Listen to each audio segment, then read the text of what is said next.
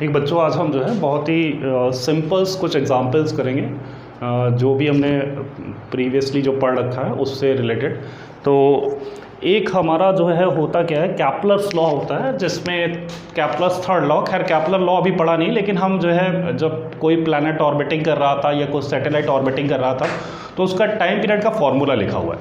ठीक है, मैंने वहाँ पर आपको नोट भी करवाया था कि इसको कैप्लर थर्ड लॉ बोलते हैं। वो टाइम पीरियड का फॉर्मूला क्या है, ये T square is equal to R cube. इसका मतलब अगर कोई प्लैनेट किसी स्टार के अराउंड या कोई सैटेलाइट किसी प्लैनेट के अराउंड सर्कुलर ऑर्बिट में ऑर्बिटिंग कर रहा है तो उसका जो टाइम पीरियड होता है उसका स्क्वायर इज प्रोपोर्शनल टू जो ऑर्बिट की रेडियस होती है उस रेडियस के क्यूब के प्रोपोर्शनल होती है। तो इस पे बेस सवाल कैसे होते हैं या कभी कभी क्या डाउट होता है वो हम देखेंगे। सपोज कि हमारे पास कि एक स्टार है, एक प्लैनेट है, planet is revolving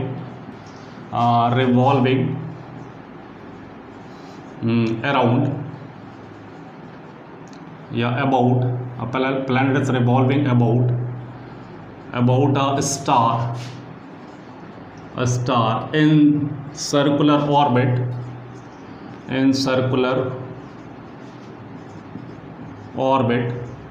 of radius 8000 kilometer with period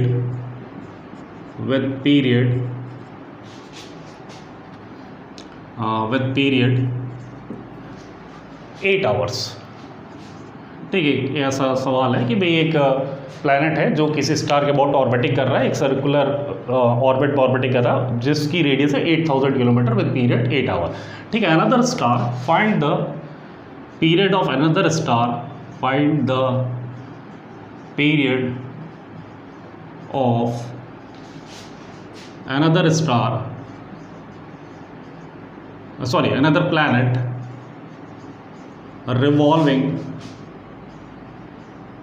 revolving about the same star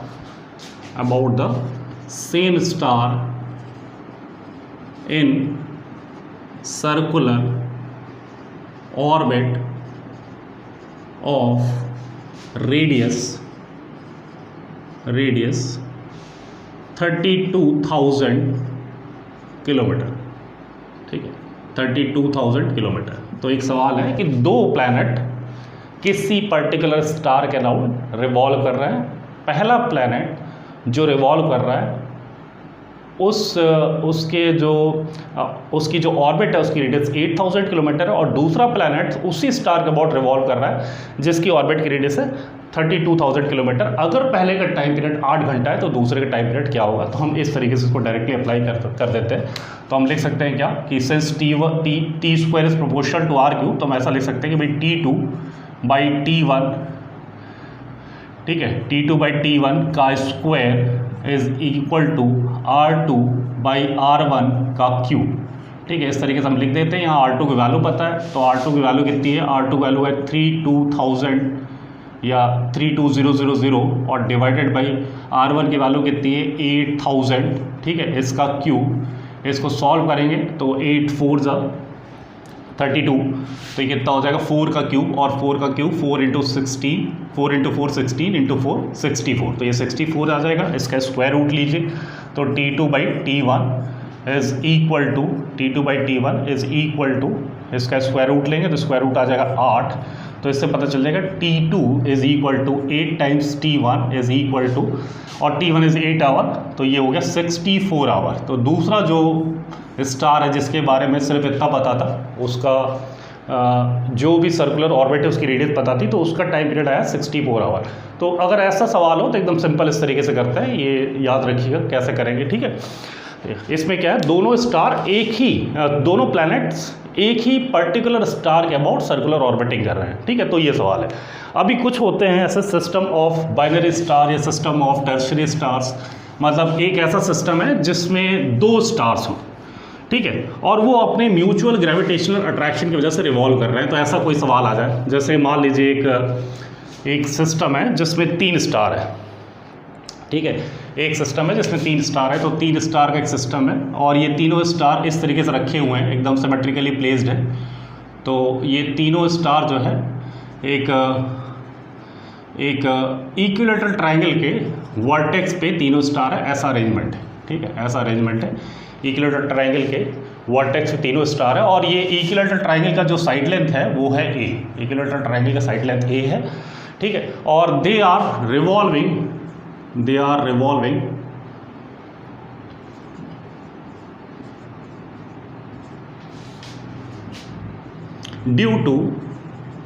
due to their mutual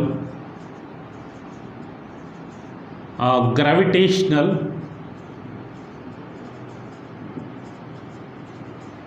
force। ठीक है, they are revolving due to their mutual gravitational force. इसका मतलब इस सिस्टम पर बाहर से कोई नहीं है, इस सिस्टम में सिर्फ यही 3 पार्टिकल है और इस 3 सिस्टम का पार्टिकल बंधा हुआ रखा है। आप सोचिए ना कैसे बंधा हुआ हो सकता है। ठीक है, जब ये इसको अट्रैक्ट कर रहा है, ये इसको अट्रैक्ट कर रहा है, तो इसको तो गिर जाना चाहिए ना, इसको पास आ जाना चाहिए। इसका मतलब तीनों को जाके कोलाइड करना चाहिए, लेकिन ये सिस्टम इसी तरह से बाउंडेड है just because they are revolving. ठीक है, क्योंकि ये रिवॉल्व कर रहे हैं, इस वजह से एक दूसरे से लड़ते नहीं है, उसी कॉन्फ़िगरेशन को मेंटेन किए हुए हैं।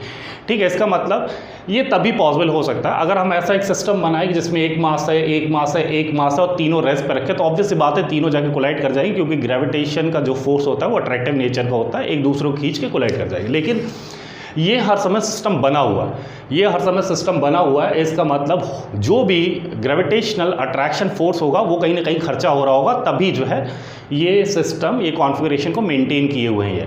ठीक है, ऐसा तभी हो सकता है जब कोई चीज़ रिवॉल्व कर रही हो। ठीक है, क्योंकि वो जो ग्रेविटेशनल अट्रैक्शन फोर्स है वो सेंट्रीपिटल फोर्स प्रोवाइड करने में खर्चा हो जाए। समझ में आ रही बात? अब ये तीनों रिवॉल्व किसके अराउंड करेंगे, तो ऑब्वियस सी बात है इनका जो सेंटर ऑफ मास होगा, इन तीनों मासेस का जो सेंटर ऑफ मास होगा, क्योंकि सेंटर ऑफ मास को मूव करवाने के लिए या एक्सेलरेट करवाने के लिए सेंटर ऑफ मास को एक्सेलरेट करवाने के लिए एक्सटर्नल फोर्स की रिक्वायरमेंट होती है। यहाँ पर कोई एक्सटर्नल फोर्स नहीं है। सेंटर ऑफ मास को सर्कुलर मोशन करवाने के लिए भी, अगर वो सर्कुलर मोशन कर रहा है तो भी वो एक्सेलरेटेड होगा, तो उस केस में भी एक्सटर्नल फोर्स की रिक्वायरमेंट होगी। तो यहाँ पर कोई एक्सटर्नल फोर्स नहीं, ये तीनों आपस में म्यूचुअल ग्रेविटेशनल अट्रैक्शन फोर्स की वजह से रिवॉल्व कर रहा है। इसका तो ऑब्वियस सी बात है कि अगर ऐसा सिस्टम बना हुआ है, ये रिवॉल्व करते जा रहा है, तो अपने सेंटर के अबाउट, इसका मतलब इस ट्रायंगल के सेंट्रॉइड के अबाउट रिवॉल्व करेंगे। ठीक है, अब किसी एक पर्टिकुलर पार्टिकल को आप उठा लीजिए और देखिए उस पर नेट फोर्स कितना है, फिर कैसा रोटेट कर रहा होगा वो भी देखेंगे हम। ठीक है, तो अगर हम इस पार्टिकल को पकड़ते हैं, तो इस पार्टिकल पर ये वाला पार्टिकल एक अट्रैक्शन फोर्स लगाएगा इस डायरेक्शन में। ठीक है, उसकी वैल्यू होगी कितना, gm²/a², क्योंकि ट्रायंगल की साइड लेंथ a है। ठीक है, अगर हम इस वाले पार्टिकल की बात करें तो इस पार्टिकल पर एक ये फोर्स लगाएगा और वैसा ही एक ये फोर्स लगाएगा, वो इस डायरेक्शन में होगा कितना, अगेन gm²/a², तो ये भी फोर्स हो गया। ठीक है, ये दोनों फोर्स, चूंकि ये इक्विलेटरल ट्रायंगल है तो ये दोनों फोर्स 60 डिग्री पे इंक्लाइंड है, तो दो इक्वल फोर्सेस 60 डिग्री पे इंक्लाइंड हो तो हमें पता है जो रिजल्टेंट कहाँ से जाता है और कितना होता है। तो रिजल्टेंट ऑब्वियसली बात है इधर ऐसे पास होगा बीच में से एंगल बाइसेक्टर से, और जिसकी वैल्यू कितनी होगी gm²/a² और इनटू कितना √3। ठीक है, तो ये हमारा आ गया क्या, नेट रिजल्टेंट फोर्स, ये आ गया नेट रिजल्टेंट। ठीक है, अगर हम इसकी बात करेंगे तो इस पर भी एक नेट रिजल्टेंट फोर्स इस डायरेक्शन में आ जाएगा। ठीक है, अगर हम इसकी बात करेंगे तो इस पर भी एक रिजल्टेंट फोर्स इस डायरेक्शन में आ जाएगा। तो तीनों पर एक ही जैसा फोर्स लग रहा है, सेंट्रॉइड की ओर। ठीक है, इसी फोर्सेस की वजह से, अगर ये फोर्स कहीं खर्चा नहीं हुआ होगा तो गिर जाएगा, नीचे आ जाएगा। तो इसी फोर्सेस को हमें कहीं ना कहीं बैलेंस करवाना है। तो हम कहते हैं कि अगर ये सर्कुलर मोशन कर रहा है तो ऐसा इसका इन तीनों पार्टिकल की ट्रेजेक्ट्री ऐसे होगी, वो इस टाइप से सर्कुलर मोशन कर रहे होंगे। ठीक है, हर समय ट्रायंगल के कॉन्फ़िगरेशन को मेंटेन रखे होंगे, मतलब हर समय इक्विलेटरल ट्रायंगल के वर्टेक्स पे होंगे, लेकिन वो इक्विलेटरल ट्रायंगल ही घूमता जा रहा होगा। ठीक है, जब ये पार्टिकल यहाँ पहुँचेगा तो ये वाला पार्टिकल यहाँ पहुँच जाएगा, ये वाला पार्टिकल यहाँ पहुँच जाएगा, अगर ये सेंस में घूम रहे हैं तो तीनों एक जैसा सेम वेलोसिटी से घूम रहे हो। ठीक है, किसके अबाउट, इसके सेंटर के अबाउट, तो तीनों सेंटर के अबाउट घूम रहे होंगे। तो किस रेडियस में घूम रहे होंगे, तो हम कहेंगे भाई ये जो है रेडियस, जो रोटेशन की रेडियस है, ऑब्वियस बात है ये होनी चाहिए, ये है वर्टेक्स से सेंटर के बीच की डिस्टेंस। तो हमें पता है कितना होता है वर्टेक्स से सेंटर के बीच की डिस्टेंस। अगर ये ए लेंथ है, ये एंगल 60 डिग्री है, ये एंगल 60 डिग्री है, तो ये cos 60 a sin 60, a sin 60 कितना हुआ √3a/2, और ये हमें पता है 2:1 के रेशियो में डिवाइड करता है, तो इसकी जो वैल्यू हो जाएगी दैट इज 2/3। ठीक है, ये जो लेंथ है सेंट्रॉइड उसको 2:1 के रेशियो में डिवाइड करता है। तो लेंथ कितनी है? लेंथ है √3a/2, तो 2/3 इंटू √3a/2। तो समझ में आ गया कि सारे पार्टिकल, तो ये हमारा 2 से 2 कैंसिल हो गया, ये डिस्टेंस आ गई कितनी a/√3। तो ये है रेडियस, सारे पार्टिकल इसी रेडियस में रिवॉल्व कर रहे हैं। तो ये हो गया रेडियस, सारे पार्टिकल इसी रेडियस में रिवॉल्व कर रहे हैं। ठीक है, कितनी स्पीड से रिवॉल्व कर रहे हैं? तो आप कहोगे भाई जो ये ग्रेविटेशनल अट्रैक्शन फोर्स है ये सेंटीमीटर फोर्स प्रोवाइड करने में खर्चा हो जाता है। हम लिखते हैं सेंटीमीटर फोर्स की जो ज़रूरत है दैट इज mv²/r। r क्या है? r इज a/√3, और ये कहाँ से आएगा? ये नेट जो फोर्स लग रहा है वहाँ से आएगा। तो ये हो जाएगा कितना? gm² √3/a²। इसको सिंप्लीफाई कर लेंगे तो a से a कैंसिल हो गया, m से m कैंसिल होगा, ये √3 ऊपर गया, √3 से √3 कैंसिल हो गया, तो v इज इक्वल टू कितना आ गया? √gm/a। तो ये सारे पार्टिकल इस स्पीड से रिवॉल्व कर रहे होंगे और ये सिस्टम ऐसा ही मेंटेन रहेगा। ठीक है, तो ये एक सिस्टम हुआ जिसमें 3 स्टार है और 3 स्टार एक सिमेट्रिकल कॉन्फ़िगरेशन रखे हैं और उसको वो मेंटेन किए रहते हैं। तो अगर कभी इस तरीके का सवाल आया जिसमें 4 स्टार है, जो 4 स्टार होंगे तो कैसे होंगे? वो होंगे स्क्वायर के वर्टेक्स पे रखे होंगे। 4 स्टार होंगे तो वो किसी स्क्वायर पे इक्वल मासेस के, अगर 4 स्टार होंगे तो वो किसी स्क्वायर के वर्टेक्स पे रखे होंगे। तो उसमें भी ऐसे ही सॉल्व करना है। पहले उसमें रेडियस पहचाननी है, किसी एक पार्टिकल पे नेट फोर्स लिख देना है और उससे हमारा mv² बराबर ग्रेविटेशनल अट्रैक्शन फोर्स लिख देना है। ठीक है, इसको अगर पूछा जाए भाई कि ये पार्टिकल जो रिवॉल्व कर रहे हैं या ये जो पार्टिकल सर्कुलर ऑर्बिटिंग कर रहे हैं इसका टाइम पीरियड क्या है, तो बहुत सिंपल है। ये टाइम पीरियड क्या होता है? एक रेवोल्यूशन कंप्लीट करने में जो टाइम लगता है, तो v तो हमें पता ही है, और एक रेवोल्यूशन कंप्लीट करना इस रेडियस भी हमें पता है, तो एक रेवोल्यूशन कंप्लीट करना इस 2πr डिस्टेंस ट्रेवल करना। तो एक रेवोल्यूशन कंप्लीट करना इस 2πr डिस्टेंस ट्रेवल करना, और r कितना है? a/√3 और डिवाइडेड बाई v, ये इनका टाइम पीरियड हो जाएगा। इसको अगर सॉल्व करें तो कितना हो जाएगा? ये 2πa और यहाँ पर √3 आ जाएगा, तो √3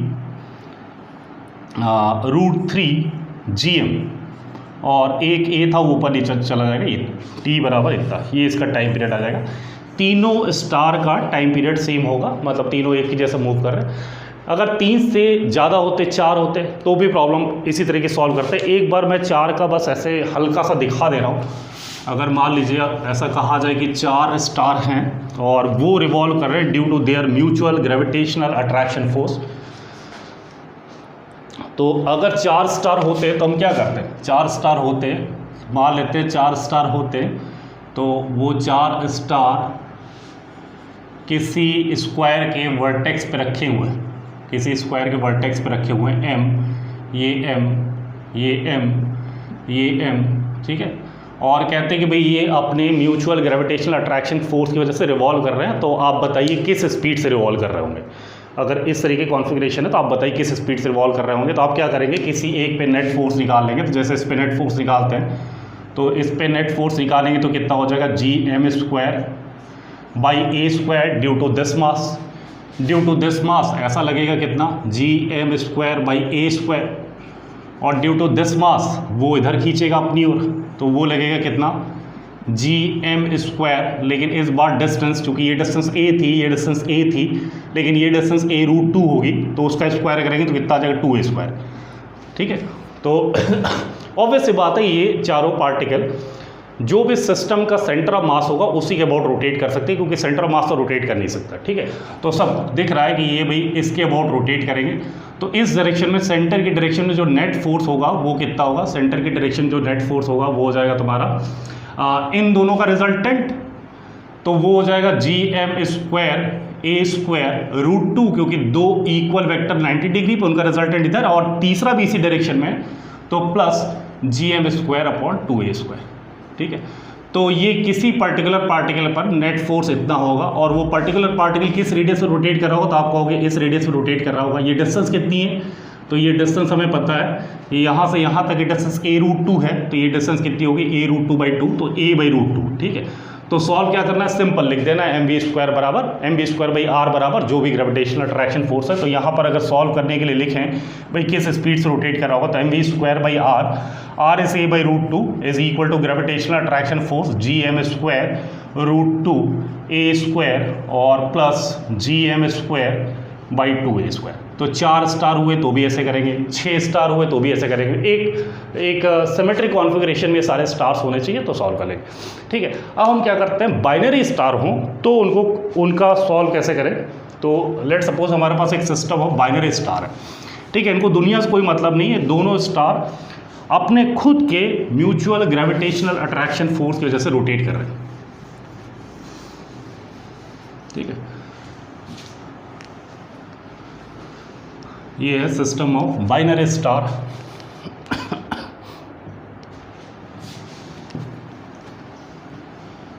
तो इसमें क्या क्या कैलकुलेशन हो सकती है, क्या क्या लिख सकते हैं वो निकालते हैं। तो let suppose we have a system of binary star.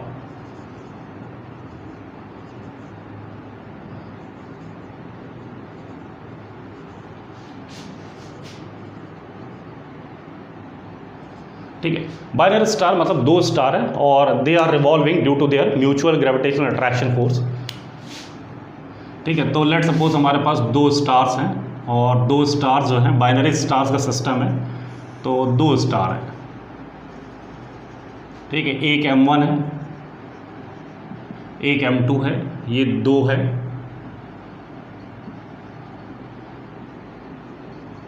ठीक है। ये दोनों, दुनिया में और कोई नहीं है, यही दोनों मासेस हैं, ये दोनों स्टार्स हैं और ये दोनों रिवॉल्व कर रहे हैं अपने म्यूचुअल ग्रेविटेशनल अट्रैक्शन की फोर्स की वजह से। तो क्या क्या चीज़ें कैलकुलेट की जा सकती है, तो इस तरीके के सिस्टम बोलते हैं system of binary stars. Let suppose उनके बीच की डिस्टेंस d है, ठीक है।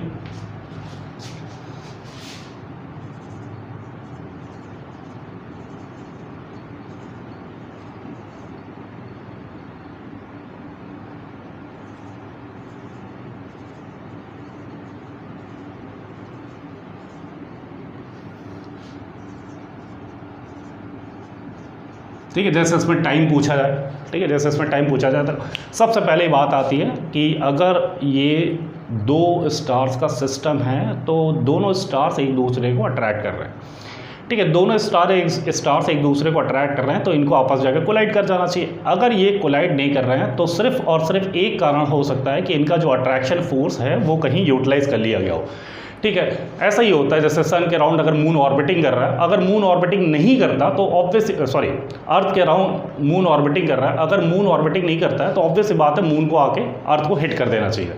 तो मून पर जो भी अर्थ की वजह से ग्रेविटेशनल अट्रैक्शन फोर्स लगता है वो सेंटीमीटल फोर्स प्रोवाइड करवाने में खर्चा हो जाता है, ठीक है। ऐसा मोटा मोटी हम समझ सकते हैं। तो इसका मतलब अगर ऐसा सिस्टम बना हुआ है और वो सिस्टम स्टेबल है तो ऑब्वियस ही बात है कि ये घूम रहा होगा, बिना घूमे तो ऐसा हो नहीं सकता। अब घूम रहा होगा तो किस पॉइंट के अबाउट घूम रहा होगा, ठीक है, क्योंकि अगर ये सिस्टम है तो इस पर सिर्फ और सिर्फ एक फोर्स लग रहा है, ग्रेविटेशनल अट्रैक्शन फोर्स। एक जितना दूसरे पे लगा रहा है, दूसरा उतना ही पहले पे लगा रहा है, इसका मतलब वो इंटरनल फोर्सेस है। Internal forces centre of mass के मोशन को अफेक्ट नहीं कर सकते, इसका मतलब सेंटर ऑफ मास न तो घूम सकता है और न एक्सेलरेट हो सकता है। एक ही चीज़ हो सकता है कि centre of mass constant velocity से मूव करता रहे, ठीक है, ये हो सकता है। खैर हमें उससे मतलब नहीं, अगर वो कांस्टेंट वेलोसिटी से मूव भी कर रहा होगा तो भी कोई फर्क नहीं पड़ेगा। तो इसका मतलब इन दोनों को अगर घूमना है तो 100% किसके अबाउट घूमना है, सेंटर ऑफ मास के अबाउट घूमना है। तो लेट सपोज इनका सेंटर ऑफ मास इंडिकेट करते हैं। लेट सपोज कोई एक हैवी है तो m1 इज़ हैवी, तो m1 इज़ हैवी तो इसका सेंटर ऑफ मास m1 के पास हो जाएगा। तो ये डिस्टेंस हो जाएगी कितनी और ये डिस्टेंस कितनी हो जाएगी कितनी, वो निकाल लेते हैं, ठीक है। सेंटर ऑफ मास की डिस्टेंस हमें निकालनी आती है, तो ये डिस्टेंस हो जाएगी r1 और r1 हो जाएगा कितना, r1 हो जाएगा कितना m2 d upon m1 plus m2, है ना। r कितना हो जाएगा, r हो जाएगा कितना m2d upon m1 plus m2, और r2 क्या हो जाएगा, r2 हमारा हो गया r2 is equal to m1d upon m1 plus m2। तो ये किस रेडियस में रोटेट कर रहे हैं हमको दिख गया भाई, ये इसका सिस्टम का सेंटर ऑफ मास है और इस सेंटर ऑफ मास के में रोटेट कर रहा है, ये R1 है, ये R2 है, ठीक है। जो ग्रेविटेशनल अट्रैक्शन फोर्स, अगर इसका मतलब क्या हुआ कि ये अपना ऐसा रोटेट किया जा रहा है, ये जो है इस तरीके से सर्कल में रोटेट कर रहा है, ठीक है, और ये भी इस तरीके से सर्कल में रोटेट कर रहा है,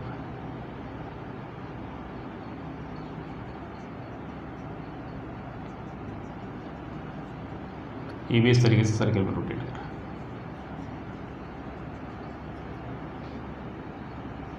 ठीक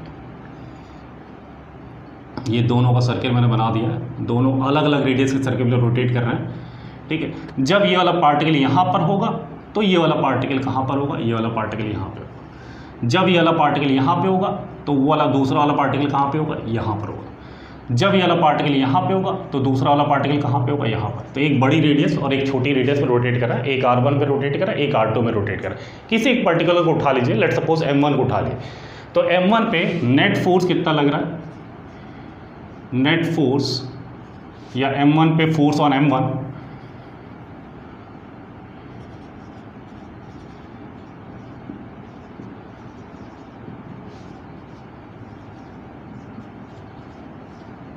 ऑन M1, तो ग्रेविटेशनल फोर्स ऑन M1 अगर लिखे तो ऑब्वियस बात ये लग रहा होगा Gm1 M2 और अपॉन D का स्क्वायर, क्योंकि दोनों मासत के बीच की सेपरेशन तो हमने D माना हुआ है, तो M1 M2 Gm1 M2 D square, ये अट्रैक्शन फोर्स लग रहा होगा, ठीक है।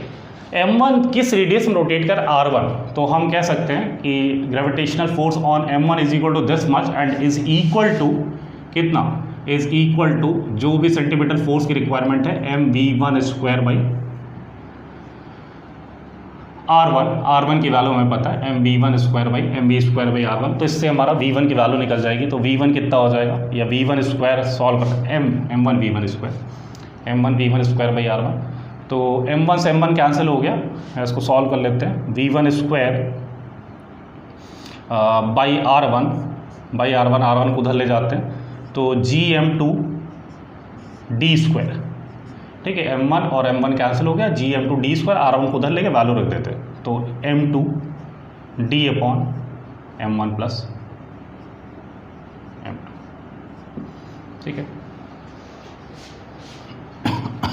R1 को उधर लेगा, R1 की वैल्यू यहाँ रख दी, M2 D upon M1 plus M2। इसको सिंप्लीफाई कर लेते हैं, तो M2 स्क्वायर हो गया और D से D कैंसिल हो गया, तो कितना हो गया Gm2 square upon D M1 plus, ठीक है। तो इससे स्पीड पता चल गई हमें कि भाई A कितनी स्पीड से घूम रहा होगा, तो A कितनी स्पीड से घूम रहा होगा, इसी का स्क्वायर रूट ले लेंगे, तो V1 हमारा कितना हो गया Gm2 स्क्वायर और upon D M1 plus M2।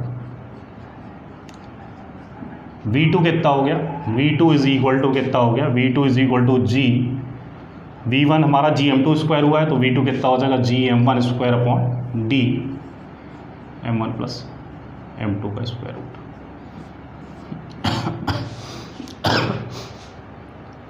ठीक है, V1 बाई R1 और V2 बाई R2 सेम होगा। इनकी क्या क्या चीज़ें सेम है, इनकी एंगुलर स्पीड सेम है। भाई एक 30 डिग्री घूमता है तो दूसरा भी 30 डिग्री घूमता है, ओमेगा सेम है, लेकिन स्पीड इनकी अलग अलग है, क्योंकि ऑब्वियस बात है V is equal to R omega होगा, R अलग अलग है तो V भी अलग अलग होगी। तो एक की स्पीड ये है, दूसरे की स्पीड ये है, ठीक है। इससे अगर हम निकालें भाई टाइम पीरियड क्या होगा, इससे जो भी चीज़ें निकाल सकते हैं हमने निकाली कि भाई दोनों की स्पीड क्या होगी, दोनों की स्पीड निकाल ली। अब अगर निकाला जाए कि कितनी ओमेगा से रोटेट कर रहा है, लेट सपोज क्या है कितनी ओमेगा से रोटेट कर रहा है, तो ओमेगा भी निकालते हैं।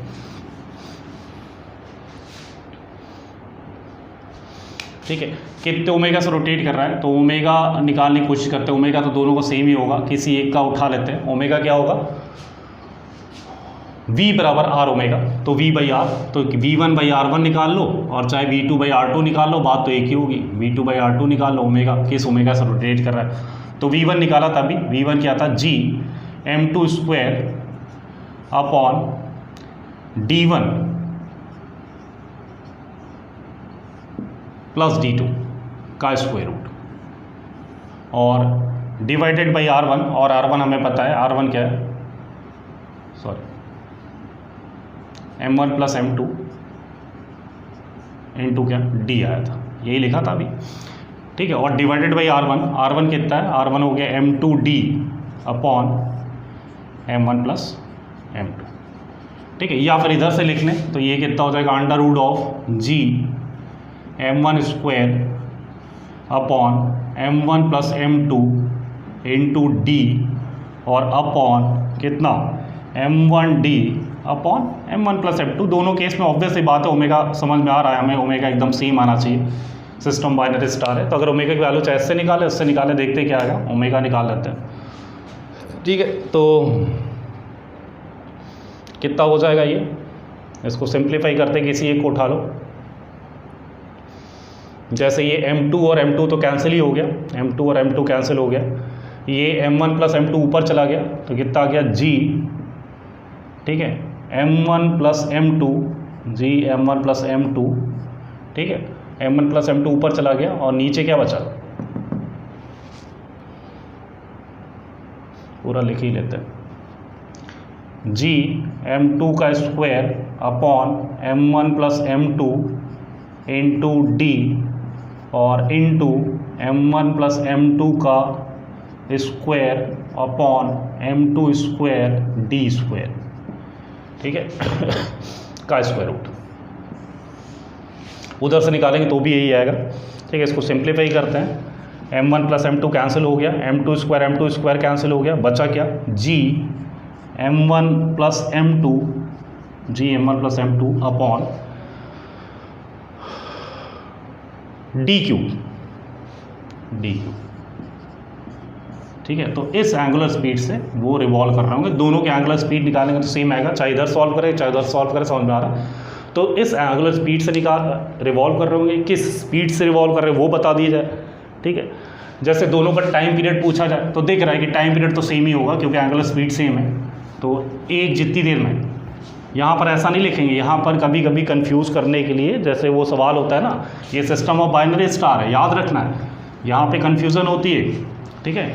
यहाँ पर याद रखना है, यहाँ पर हम ये नहीं कह सकते कि T1 square upon T2 square is equal to R1 cube upon R2 cube, ठीक है। कभी एक बार ऐसा सवाल पूछा गया है तो ये यहाँ पर नहीं लगेगा, ठीक है। यहाँ पर हमें पता है T1 is equal to T2 क्योंकि ये उस तरह की कॉम्बिनेशन नहीं है, ये सिस्टम ऑफ बाइनरी स्टार है। और वो क्या होता है, वो वाला होता है कि किसी पर्टिकुलर स्टार के अराउंड दो प्लैनेट्स अलग अलग ऑर्बिट में ऑर्बिटिंग कर रहे हो, तो वो केस और ये केस अलग अलग है। तो एक बार कंफ्यूज करने के लिए सिस्टम ऑफ बाइनरी स्टार में दे के ये सवाल पूछा गया था कि T1 square by T2 square बराबर ये होगा कि T1 बराबर T2 होगा। तो याद रखना ये सिस्टम बाइनरी स्टार है, इसमें टाइम सेम होगा। अब टाइम कितना होगा वो निकाला जाए तो वो भी आ जाएगा, ओमेगा निकल गया तो टाइम पीरियड कितना होना चाहिए, T is equal to 2 pi omega. तो दोनों का टाइम पीरियड सेम ही होगा, ठीक है। तो टाइम पीरियड पता चल गया, तो टाइम पीरियड पता चल गया, ओमेगा पता चल गया, ठीक है। जैसे मान लीजिए क्या है कि भाई what is the ratio of angular momentum about their, time period पता चल गया, ओमेगा पता चल गया, हर एक की स्पीड पता चल गई, ठीक है। अब कह रहे हैं चौथा ratio of angular momentum about centre of mass. तो L1 L2 कर लेते हैं, तो L1 बाई L2 पूछ रहे हैं, रेशियो ऑफ एंगुलर मोमेंटम क्या होगा। तो एक पार्टिकल का रेशियो ऑफ एंगुलर मोमेंटम क्या लिख सकते हो, तो आप कहोगे भाई एंगुलर मोमेंटम होता है I1 into omega by I2 into omega, क्योंकि ओमेगा तो सेम है, तो ratio of angular momentum is I1 by I2। और I1 बाई I2 क्या लिख सकते हैं, सेंटर ऑफ मास के बोर्ड। तो I1 बाई I2 क्या हो जाएगा, I1 हो जाएगा M1 by M1 into R1 square by M2 into क्या R2 स्क्वायर, ये हो जाएगा I1 बाई I2। तो L1 रेशियो एंगुलर मोमेंटम आ गया, L1 by L2 is equal to कितना, R1 square by R2 square. तो R1 square by R2 square वहाँ से देख लीजिए, ठीक है। तो M1 बाई M2 और into R1 square by R2 square, तो M2D upon M1 plus M2, ठीक है, और M1D upon M1 plus M2, इसका स्क्वायर। तो साफ साफ दिख रहा है इसमें m1 प्लस m2 कैंसिल हो जाएगा, d कैंसिल हो जाएगा, तो बेसिकली बचेगा क्या, m1 बाई m2 इधर बचा और इधर बचा m2 बाई m1 का स्क्वायर। ठीक है, तो ये आंसर है m2 बाई m1। तो सिस्टम ऑफ बाइनरी स्टार है, तो एंगुलर मोमेंटम का रेशियो क्या होगा, m2 बाई m1। जैसे पूछा जाए ratio of kinetic energy, ratio of kinetic energy, तो रेशियो ऑफ काइनेटिक एनर्जी अगर लिखा जाए तो रेशियो ऑफ काइनेटिक एनर्जी कैसे लिखेंगे, दोनों सेंटर मास के अबाउट रोटेट कर रहे हैं, तो अगर हम रेशियो ऑफ काइनेटिक एनर्जी लिखें तो k1 by k2 is equal to कितना हो जाएगा, half into I1 omega square, क्योंकि ओमेगा सेम है, half into I2 omega square.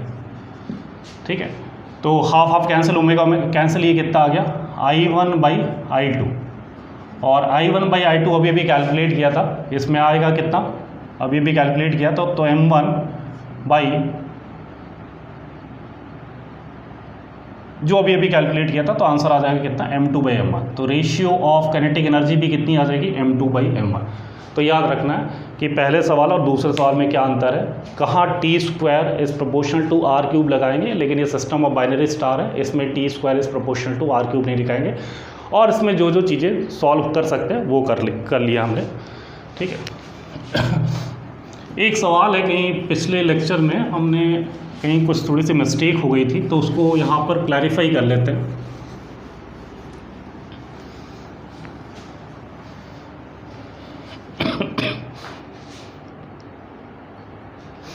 जैसे मान लीजिए हमारे पास दो पार्टिकल का सिस्टम है, m1 m2 इनके बीच की डिस्टेंस r है। ठीक है, तो इस पार्टिकल की पोटेंशियल, इस सिस्टम की पोटेंशियल एनर्जी हम लिखते हैं क्या है, इस सिस्टम की पोटेंशियल एनर्जी लिखते हैं Gm1 m2 बाई r। ठीक है, बेसिकली हमने क्या किया होता है, हमने लिखा होता है ur2 minus ur1 is equal to, ये पूरा कैलकुलेट किया होगा, is equal to minus of Gm1 m2 1 by r2 minus 1 by r1। ठीक है, ऐसा लिखा होता है। आपको पता है कि एक दो पार्टिकल का सिस्टम है, अगर m1 और m2 उनके मासेस है और उनके बीच की सेपरेशन r है, तो सिस्टम की पोटेंशियल एनर्जी ऐसे लिखते हैं। और ये जो फार्मूला ये आया कहाँ से भाई, ये फार्मूला कहाँ से आया, तो हमने कुछ वर्क कैलकुलेट किया था, उसके बाद हमारा रिजल्ट आया था ये, उसका रिजल्ट आया था ये। इसमें हमने ये तो पोटेंशियल एनर्जी के डिफरेंस का फार्मूला है, तो इसमें हमने एक रेफरेंस लेवल लिया था।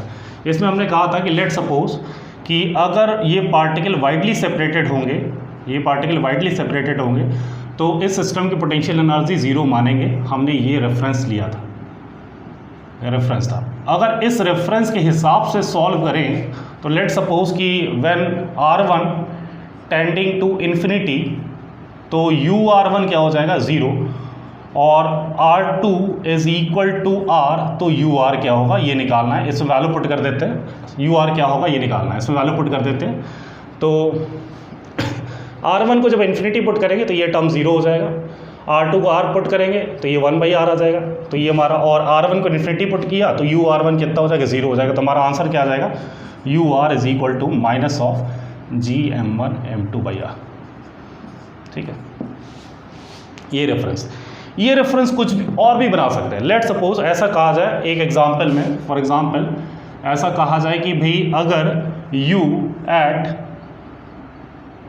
2, जब वो 2 मीटर की नहीं, u at infinity is equal to, जो हमने ज़ीरो माना है इसको ज़ीरो ना मान के हम मान लेते हैं 5, ऐसा मान लेते हैं। तो ये अगर रेफरेंस है, अगर ये रेफरेंस है, अगर ये रेफरेंस है तो ठीक है। अब हर समय हम फॉर्मूला बिना सोचे समझे ये लिख लेते हैं, क्योंकि ये हमने माना हुआ अपने दिमाग में कि भाई ऐसा कन्वेंशन लेके ही सॉल्व करना है। अगर कोई कहता है कि भाई ये कन्वेंशन नहीं कुछ और कन्वेंशन है, तो उसके अकॉर्डिंगली सवाल को अलग से सॉल्व करना पड़ेगा। लेकिन जब तक कोई और कन्वेंशन नहीं दिया है, जब तक कोई और चीज़ नहीं लिखी हुई, तो हम अंडरस्टूड है कि हम ये मान के चलते हैं कि जब पार्टिकल्स वाइडली सेपरेटेड होंगे तो उनका उस सिस्टम की पोटेंशियल एनर्जी ज़ीरो होगी। और लॉजिकल है कि भाई जो दो पार्टिकल अगर वाइडली सेपरेटेड हैं तो उनके बीच ग्रेविटेशनल अट्रैक्शन फोर्स तो लग ही नहीं रहा, या किसी भी टाइप का फोर्स नहीं लग रहा है जब, तो किस बात की पोटेंशियल एनर्जी। ठीक है, तो ये रेफरेंस, ये अंडरस्टूड है। जब भी हम दो पार्टिकल के बीच के पोटेंशियल एनर्जी लिखते हैं तो ये आंसर होता है हमारा, और ये अंडरस्टूड होता है, ये पता होता है। कोई बंदा आके कहता है नहीं हमने अपना रेफरेंस पॉइंट चेंज कर दिया जस्ट लाइक दिस, तो फिर हमारा सवाल भी उसी के हिसाब से चेंज हो जाएगा। अब हम कहेंगे भाई इस सिस्टम के पोटेंशियल एनर्जी ऐसे लिखेंगे U(R2) माइनस U(R1). अब हमने क्या लिखा है, हमने लिखा है कि ये है तो इसमें वैल्यू पुट कर देते हैं। R1 जब हमारा इन्फिनिटी होगा तो U(R1) की वैल्यू हो जाएगी 5, R2 अगर R है तो UR की वैल्यू क्या हो जाएगी, ये निकालना है। ठीक है, इसमें वैल्यू पुट कर देते हैं तो UR और UR1 की वैल्यू कितना है -5 is equal to minus sign, और यहाँ वैल्यू पुट कर देते हैं Gm1m2, और यहाँ पर भी वैल्यू पुट कर देते हैं। तो एक जगह हमने R2 को R पुट कर दिया 1/R और R1 को इन्फिनिटी पुट कर दिया तो गायब हो गया। तो इसका मतलब इस बार अगर कन्वेंशन हमने चेंज कर दिया तो फॉर्मूला हमारा आया Gm1m2/R + 5। ठीक है, तो आप कहोगे कि भाई क्या फॉर्मूला यूज़ करना है। फॉर्मूला तो हमें हर समय यही यूज़ करना है। ठीक है, और कन्वेंशन अंडरस्टूड है कि भाई ये होता है। किसी और बंदे ने आके कन्वेंशन चेंज कर दिया तो फिर उसके अकॉर्डिंगली सवाल सॉल्व हो जाएगा। तो ये यहाँ तक सही है। मैंने गलती से एक चीज़ लिख दी थी। लेट सपोज हमने ऐसा भी कन्वेंशन यूज़ कर सकते हैं, एक नया कन्वेंशन और यूज़ कर लेते हैं। लेट सपोज कह रहे हैं फॉर एग्जांपल U2 की वैल्यू है 5, U2 की वैल्यू है 5, ये कन्वेंशन या ये रेफरेंस, ठीक है, U2 की वैल्यू 5 है, ये रेफरेंस है। तो फिर फॉर्मूला क्या होगा, फिर से देखते हैं। अगर मान लीजिए R1 इज इक्वल टू हमने क्या रखा 2, और उससे हमारा आ गया कि UR1 या UR1 की वैल्यू कितनी आ गई 5। ठीक है, R2 इज इक्वल टू अगर R है तो UR क्या होगा।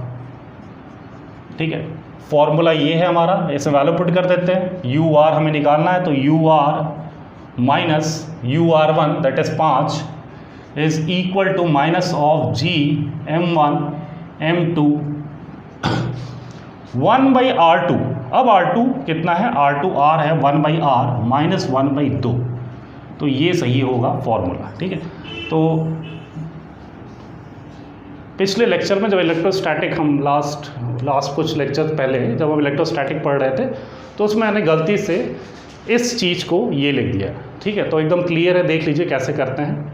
ठीक है, एकदम क्लियर है कैसे करते हैं, कोई कन्फ्यूज़न नहीं है। वो गलती से मैंने इस चीज़ को मैंने यहाँ पर ऐसा लिख दिया था। ठीक है, कन्वेंशन ऐसा है तो ऐसे सॉल्व करेंगे, कन्वेंशन ऐसा है ऐसे सॉल्व करेंगे, कन्वेंशन कुछ और हुआ तो उस हिसाब से सॉल्व करेंगे, और कन्वेंशन अगर नहीं दिया है तो अंडरस्टूड है कि U∞ बराबर क्या होता है 0। ठीक है, समझ में आ रही बात। चलिए अब नेक्स्ट लेक्चर में हम पढ़ेंगे कैपलर्स लॉ।